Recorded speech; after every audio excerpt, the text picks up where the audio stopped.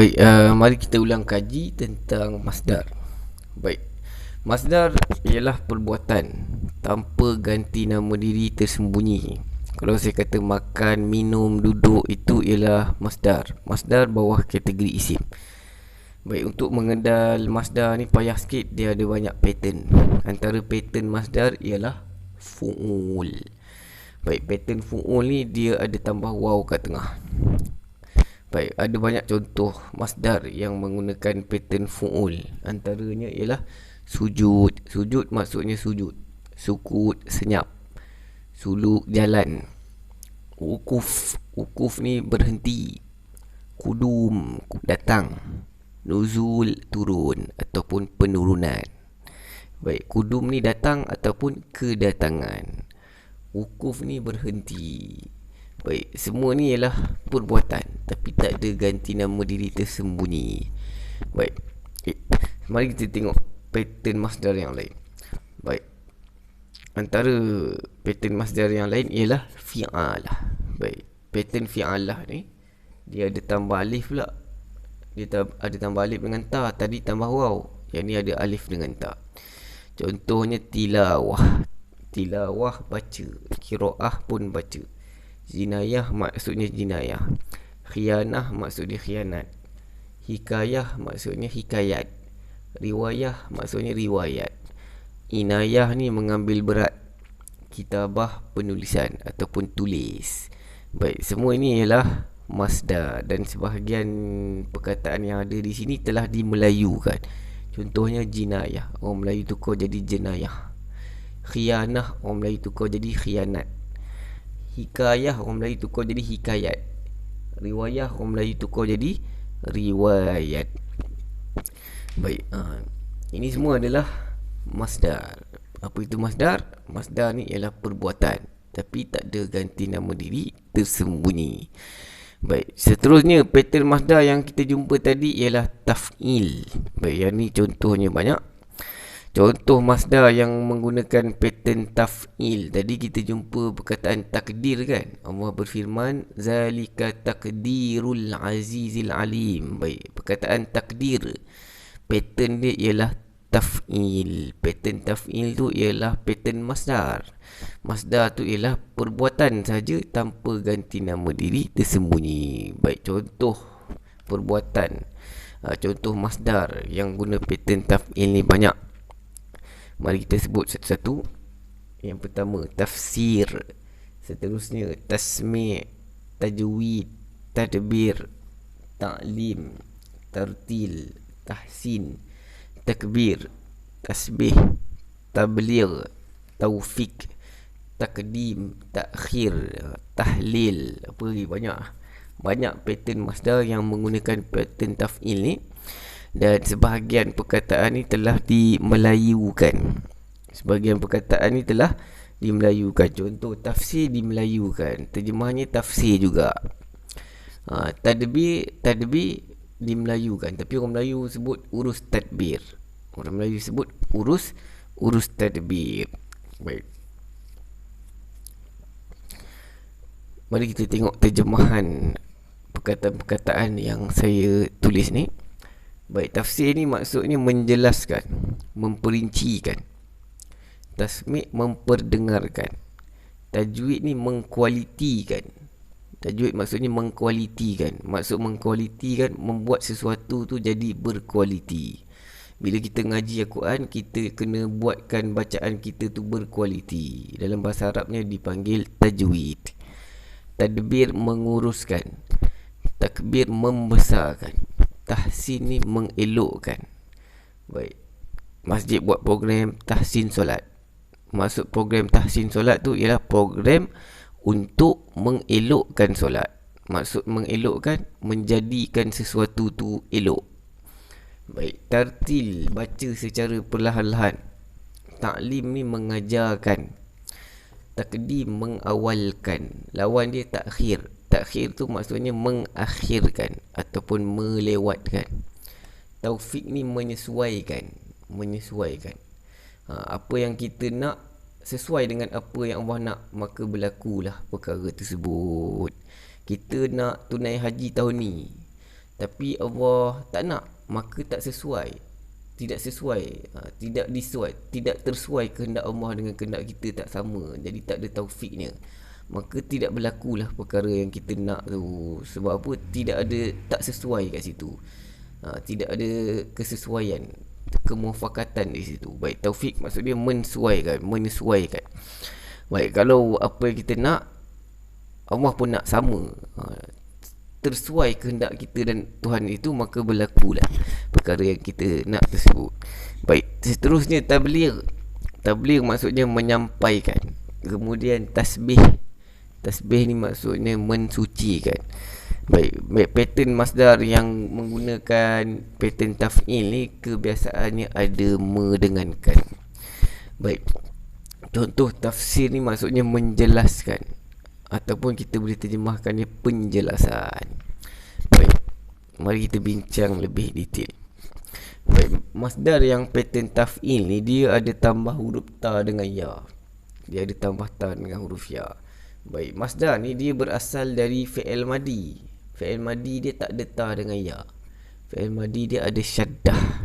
Contohnya tabligh. Tabligh maksudnya menyampaikan. Asal perkataan dia ialah balagha. Asal perkataannya tak ada ta dengan ya. Asalnya ada syaddah kat tengah. Syaddah ni dekat fi'il madi ni dia mewakili mendengankan. Tapi fi'il madi ni apa beza dengan masdar? Baik, yang fi'il madi terjemahannya ada dia telah. Baik, mari tengok terjemahan balagha. Balagha maksudnya dia telah menyampaikan. Kalau tukar jadi masdar, maksud dia akan jadi menyampaikan. Baik, apa beza dua ni? Yang ni ada dia telah, yang masdar ni tak ada dia telah. Baik, yang ni saya boleh tukar ganti nama diri dia ni. Saya boleh tukar jadi dia perempuan, bunyinya balaghat. Saya boleh tukar jadi kami, balaghna. Saya boleh tukar jadi aku, balaghtu. Yang sini masdar tak boleh tukar, tak boleh letak ganti nama diri tersembunyi kat sini. Kat sini saya tak boleh kata tablightu, tablighat. Saya tak boleh letak tanda ganti nama diri dekat masdar. Masdar ni isim tak ada ganti nama diri tersembunyi. Kalau nak letak ganti nama diri, boleh ganti nama diri melekat. Saya boleh letak ganti nama diri melekat. Tapi kalau ganti nama diri tersembunyi, dekat fi'il saja. Baik, seterusnya mari tengok contoh yang lain. Saya ulang lagi sekali. Masdar pattern taf'il ni dia ada tambah huruf ta dengan ya. Asal perkataan dia tak ada pun ta dengan ya. Tak ada ta dengan ya. Asal perkataannya ialah syaddah. Baik, tapi yang ada syaddah ni fi'il madi, ada dia telah. Contohnya perkataan tahsin. Baik, tahsin ni ada tambah ta dengan ya. Asalnya tak ada ta dengan ya. Asalnya hassana. Hassana maksudnya dia telah mengelokkan.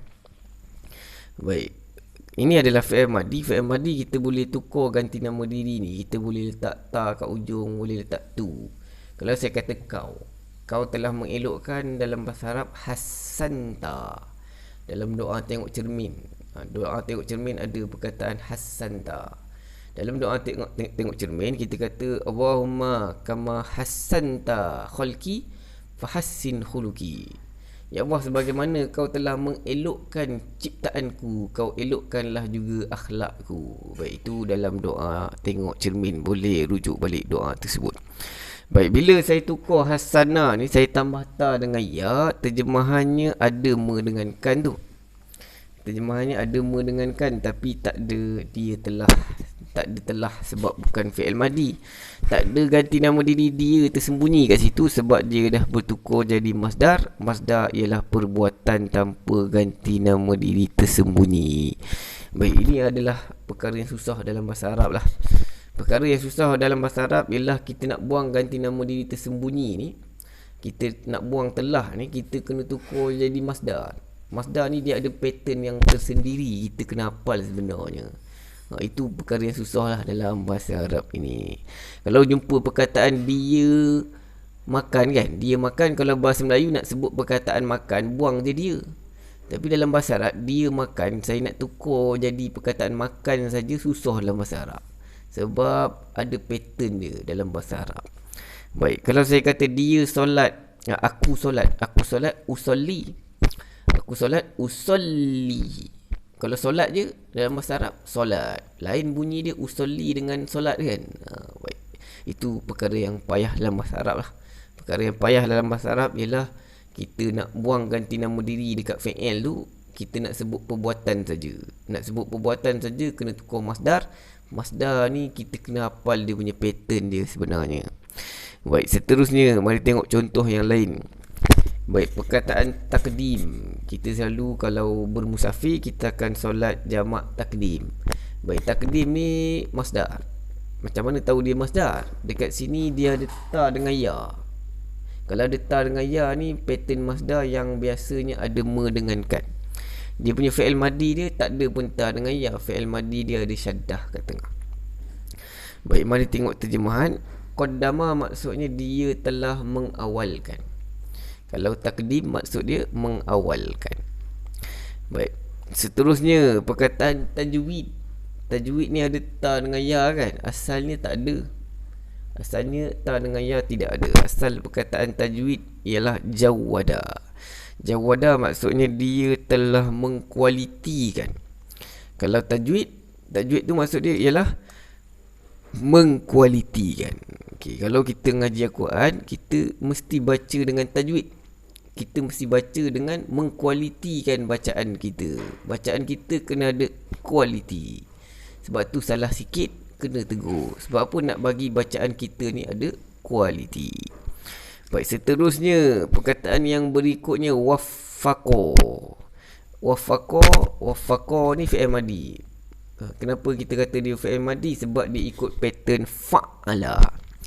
Baik, pattern fa'ala ni ada me dengan kan. Baik, terjemahan waffaqo dia telah mensuaikan. Kalau mensuaikan, orang Arab kata taufiq. Baik, taufiq ni maksud dia mensuaikan ataupun penyesuaian. Baik, seterusnya dabbaro. Dabbaro masdar dia tadbir. Mari kita tengok terjemahan.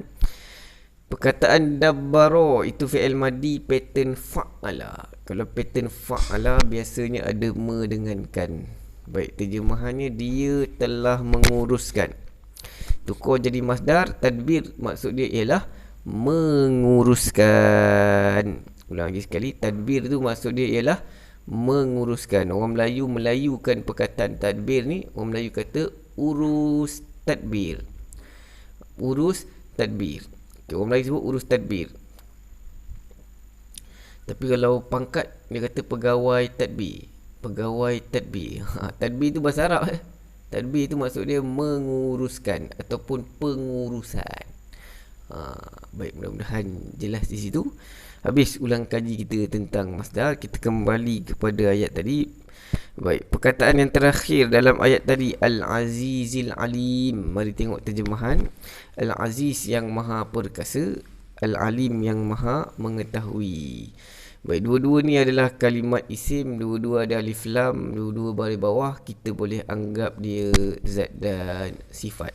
Yang maha perkasa tu ialah nama Allah. Allah ni sifatnya ialah Allah tu maha mengetahui.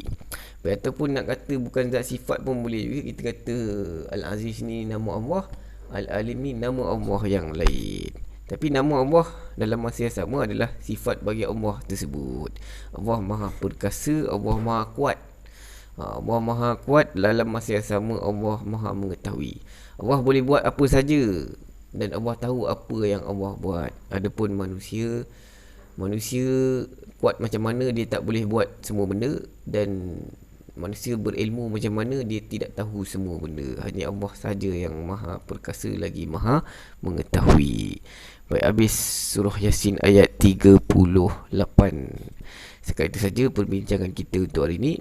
Nanti kita buat latihan pula dalam grup WhatsApp nanti, insya-Allah. Baik, mari kita tutup pengajian dengan tasbih kafarah dan surah Al-Asr. Subhanakallahumma wa bihamdika asyhadu an la ilaha illa anta astaghfiruka wa atubu ilaik. Bismillahirrahmanirrahim. Wal 'asr innal insana lafi khusr illa alladhina amanu wa amilus solihat wa tawassaw bil haqq wa tawassaw bis sabr. Baik, kita jumpa semula dalam grup WhatsApp untuk sesi latihan pula, insya-Allah. Assalamualaikum warahmatullahi wabarakatuh.